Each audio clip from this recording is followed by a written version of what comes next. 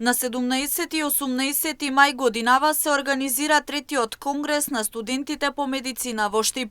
Во мултимедијалниот центар во Штип ќе присуствуваат голем број на професори и доктори, како и млади студенти кои ќе имаат можност да научат нешто плюс.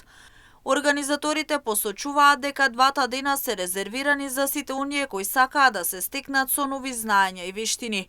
Третиот конгрес на студентите по општа медицина е насловен како "Додека има живот, има и надеж". Ние како студенти на Факултетот за медицински науки сакаме да ви известиме дека на 17 и 18 мај во мултимедијалниот центар при Универзитетот Гоце Делчев во Штип ќе се одржи третиот конгрес на општа медицина, на кој што ќе присуствуваат звучни имиња од професори и доктори, како професорот Александар Митовски, Владимир Чадиковски, професорот Виктор Камнар.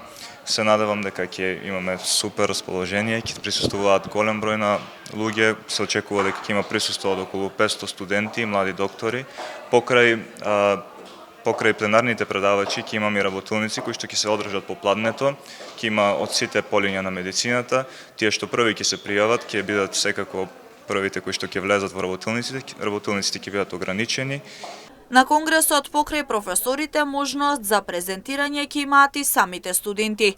Предвидено е ваквите пленарни предавања да се одвиваат наутро, додека во попладневните часови ќе има организирано практични работилници, каде студентите ќе имаат можност да ги подобрат своите вештини во различни области од медицината. Истите ќе имаат можност да одберат дали настанот ќе го следат како пасивни или активни учесници со представување на своја орална или пастер презентација. Целта на овој конгрес е да се добиеме со повеќе знаење надвор од материјалот кој што го изучуваме на факултетот и со некои нови техники да се запознаеме, нови истражувања во областа на медицината и слично. Организаторите ги поканија сите кои се заинтересирани да присуствуваат на конгресот, да се стекнат со нови знаења и вештини.